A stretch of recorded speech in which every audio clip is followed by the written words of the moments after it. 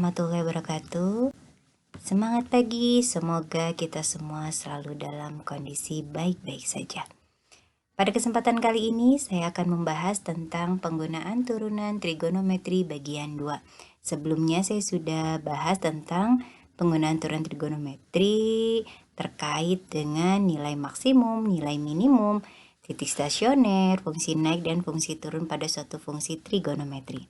Kali ini saya akan membahas tentang penggunaan turunan trigonometri pada hal tentang titik belok, kecekungan, dan persamaan garis singgung suatu kurva.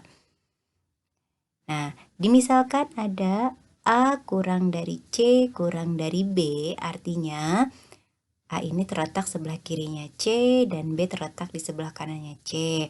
Jika f aksen ini merupakan turunan pertama dari suatu fungsi fx dan ini simbol dari turunan kedua dari sebuah fungsi fx. Maka jika turunan pertama di titik A dan turunan pertama di titik B itu ketika yang sebelah kirinya C dan sebelah kanannya C itu sama-sama positif dan turunan keduanya di titik C itu adalah 0, maka CFC disebut titik belok naik. Jadi ketika dua-duanya positif maka titik beloknya naik. Sedangkan jika turunan titik pertama di A dan turunan pertama di titik B itu negatif dan turunan kedua di titik C-nya adalah 0, maka CFC disebut titik belok turun. Jadi kalau dua-duanya negatif maka disebut titik belok turun, sedangkan jika turunan pertamanya pada A dan B-nya positif disebut titik belok naik.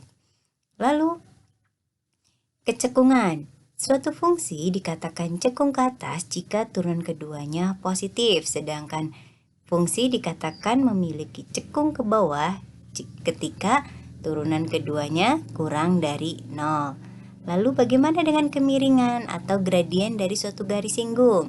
Nah, jika ada kemiringan gradien suatu garis singgung di titik CFC, maka disimbolkan dengan M adalah turunan pertama di titik C tersebut. Ya, jadi gradien itu sama dengan turunan pertama di suatu titik. Lalu persamaan garis singgungnya kita sudah mengenal ya.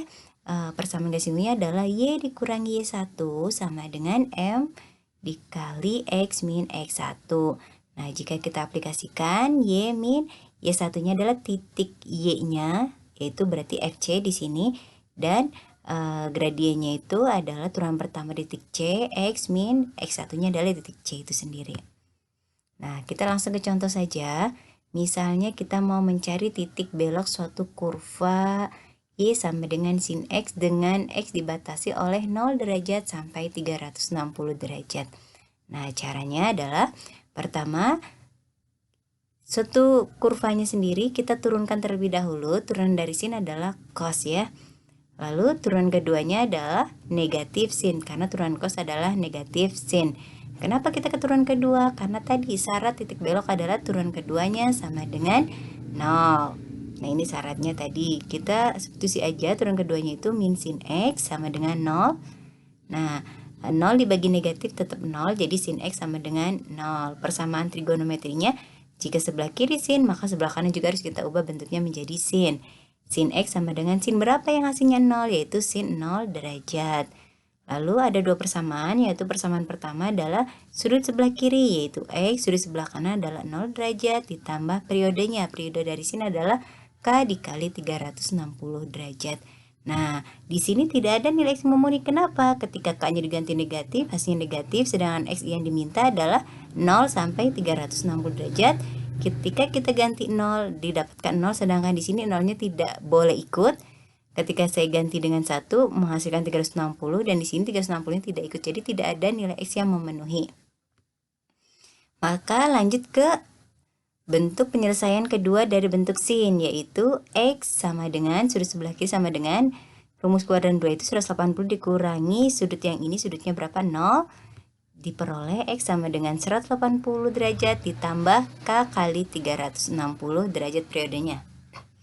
Kita cek untuk K berapa yang membuat nilai X-nya memenuhi, yaitu K0. Ketika K-nya 0, maka diperoleh X 180. 180 itu ada di antara 0 sampai 360, jadi dia memenuhi. Nah, sehingga Dari bentuk ini kita peroleh untuk X sama dengan 180 derajat, maka Y-nya adalah sin 180 sama dengan sin 180 berapa? Sin sama aja dengan sin 0 ya, berarti 0. Jadi titik belok fx-nya adalah X, Y. X-nya tadi berapa? 180 derajat, Y-nya berapa tadi? 0. Seperti itu. Lalu contoh yang kedua terkait dengan kecekungan. Diberikan satu fungsi gx sama dengan sin x plus pi per 2 dengan x dibatasi 0, 0-nya ikut ya di sini, sampai 2pi. Gx-nya kita tulis dahulu, lalu kita turunkan. Turunan pertama dari turunan sudutnya itu 1, jadi tidak masalah, turunan sini adalah cos, sudutnya tetap. Lalu turunan keduanya, turunan dari cos min sin. Lalu, nah syarat untuk memperoleh cekung itu syarat pertamanya adalah turunan keduanya sama dengan 0, sama kayak titik belok tadi ya. Lalu kita substitusi saja, turunan kedua min sin x plus pi per 2 sama dengan 0. 0 dibagi negatif hasilnya tetap 0, jadi diperoleh sin x plus pi per 2 sama dengan 0. Sebelah kanan kita ganti bentuknya menjadi sin berapa yang 0, yaitu sin 0. Rumusnya ada dua, yaitu yang pertama, sudut sebelah kiri kita tulis x plus pi per 2 sama dengan sudut di kanan dikali periodenya. Biasanya 360 derajat kita ganti dalam bentuk radian, karena satuan derajat di sini dalam soal ini adalah radian. Jadi dikali 2pi. Pindah ruas saja, pi per 2 menjadi negatif pi per 2. Yang memenuhinya adalah ketika k-nya kita ganti dengan 1, berarti diperoleh 3pi per 2. Lalu rumus yang kedua, persamaan trigonometri, bentuknya pi dikurangi 0, karena 180 dikurangi 0, rumus kuadran 2, pi per 2 pindah ruas sehingga diperoleh persamaan x sama dengan pi per 2 ditambah periodenya k kali 2pi. Nah, nilai berapa yang memenuhi? Yaitu ketika nilai k-nya 0 diperoleh pi per 2. Sehingga selanjutnya kita bikin garis bilangan. 0 ini batas dari x awalnya.